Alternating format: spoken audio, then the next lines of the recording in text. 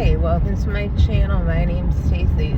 So normally I talk about true crime. That's what I'm going to talk about today. I do talk about anxiety and family dynamics and other things. So that tends to come up in my videos, but this is going to be a true crime one. So I wanted to put up a video about Rex Heuermann pleading guilty to these 7 homicides, and I believe he pled guilty something to do with the 8th, and I think that was the oldest of the cases, and it was going to be the hardest for them to really link him to because the technology only goes back so far.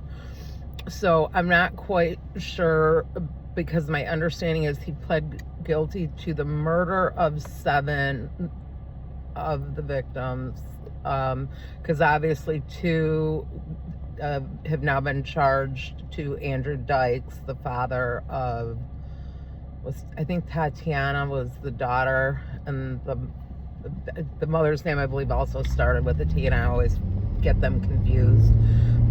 But they had been thought to be victims because what are the chances that you literally end cap the Gilgo bodies with the daughter and the mother in different counties? And a lot of people said it was strange. Maybe Asa was involved because the baby had been wrapped in a blanket, and that seems like, 1, not something Rex would do, and 2, not something that anyone that would murder a baby other than maybe a woman would do, unless it's the father of the baby. So, at least, genetic genealogy helped get that case straightened out too.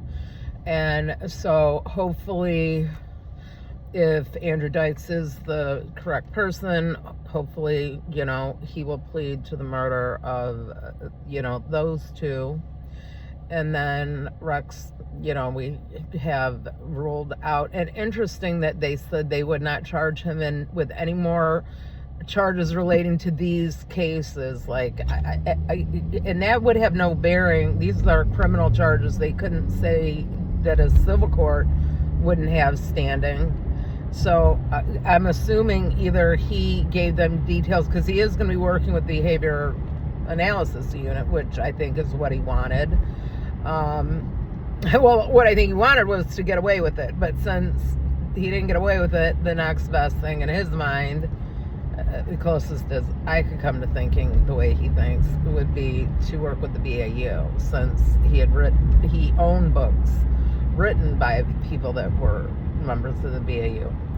So I don't know. This video is going to run a little longer because I'm driving to visit a friend, and it's longer than my usual 2 or 3 minutes away from the house. So I might edit this down into a short. I probably won't, though. I'll be honest with you. I probably won't. I hate editing. I'm not good at it. I don't have good software to do it.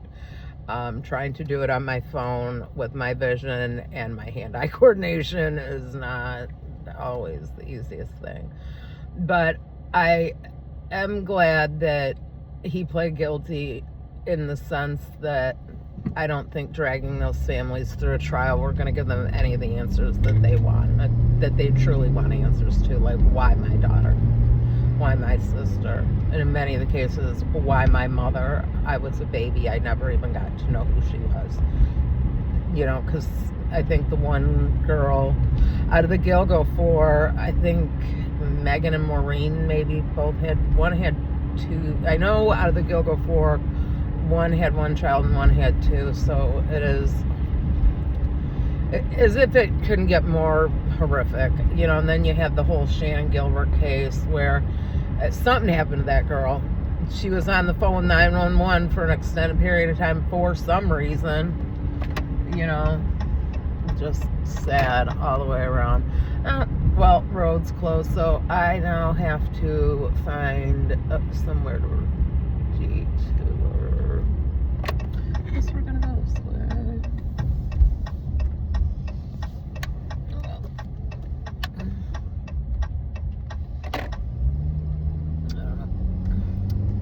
But I hope, like I said, if Andrew Dykes is the right person, I hope that, just admit it. If you're guilty, serve your time. Doesn't do anybody any good to drag the whole family through court, including the perpetrator. Like, I don't think it would have helped Rex Sherman's children. He has an adopted special needs son. I mean, his daughter seems to have come around to believing he is guilty, but this has to be horrible for them. So, like, I feel bad for those kids. They didn't ask for that, and I don't think he's going to do anything to help the victims' families. I mean, he was more than happy to call and taunt them. That's how they were able to place those phones all moving together from Midtown Manhattan to Massapequa Park.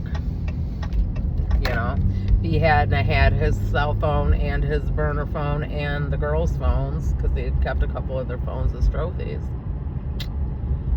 probably would have been a little harder to find, given how much time had passed, and they really only knew they were looking for a giant man described as an ogre that had a green avalanche. I mean, and yeah, you see his DMV record, you're gonna stop for a minute and be like, where's he live? And you hear Massapequa Park, it's like, Houston, we may have a major break in the case.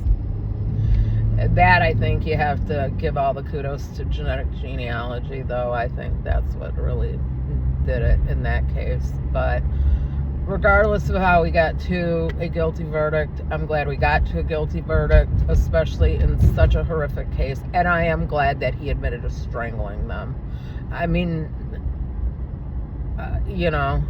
at least the families have some sense of how they died. And I wouldn't want to, I have children, so I would want to know, but I wouldn't want to, you know what I'm saying? There's that. So hopefully they got what they needed without getting more than what they need to just be at peace. And I don't think any of them are really ever going to be at peace again. But,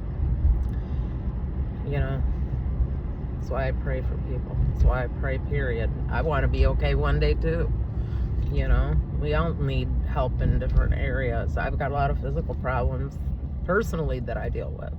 And I'm taking care of my mother. So, like I said, it tends to cross over. But, just looking at the gas prices, which are never going down. But,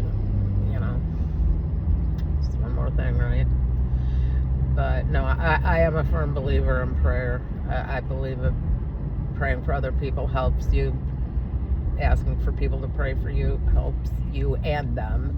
And praying for yourself helps you, because it means you feel worthy enough to pray for yourself. Because a lot of people, they don't even feel like they should even bother God with their problems, because they're not, like, their self-esteem is so low that they don't even think they're a blip in God's radar. When he said himself, I didn't come for the healthy, I came for the sick. I didn't come you don't go to the doctor when you're healthy. You go to the doctor when you're sick. And so that's kind of how my view of faith is. I don't think I'm better than anybody. I'm a person of faith because I've had a lot of problems in my life that showed me I needed a lot of work on myself and prayer.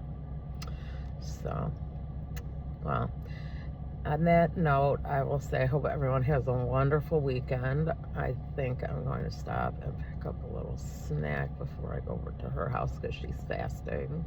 And I don't like going to someone's house and like shoving like greasy food in my face, and they're fasting.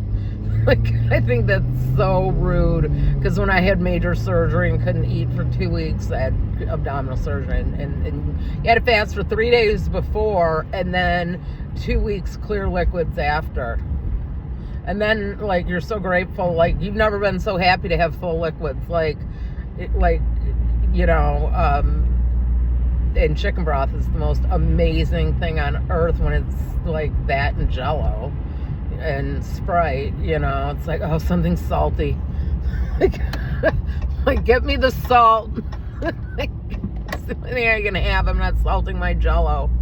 But yeah, I mean, there's nothing I think more rude. Like if I offered to go sit with someone and drink some water, that's one thing. I couldn't even drink pop for 6 months. I did after like 3, but they warn you can blow your stomach up. So I wouldn't recommend it. They don't do the surgery quite the same way I had it. I had it open, and they do it laparoscopically, but it's still the same amount of time off food because it is a bear of it's a knife. I woke up while they were still suturing me, but when I was finally able to talk, I was like, what happened? Like, I thought something went massively wrong because I was only 20 years old, and they assured me the pain medicine would work.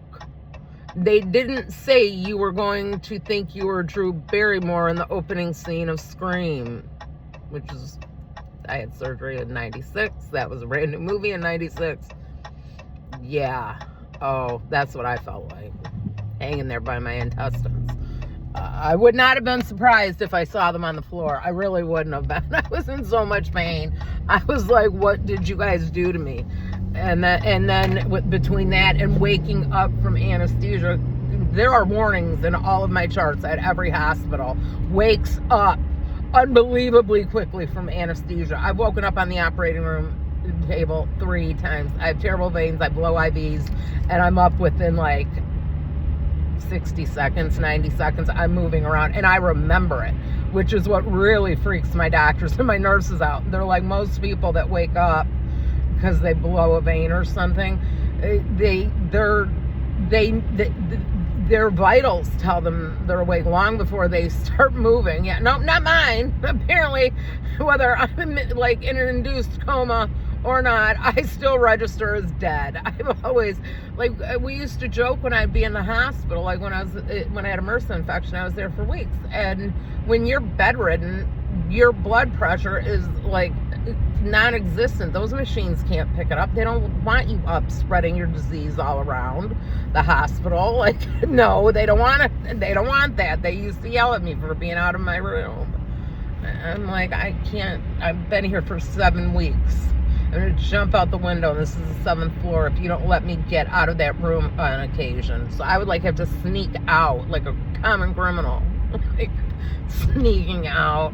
And you always knew when I snuck out, my roommate couldn't walk at all. Her foot had broken off, and they were reattaching it, and she had a massive infection. So she was like in a wheelchair. She couldn't walk at all. Like, she wasn't leaving the room to go get Wendy's. And back at that time, U of M Hospital had a Wendy's.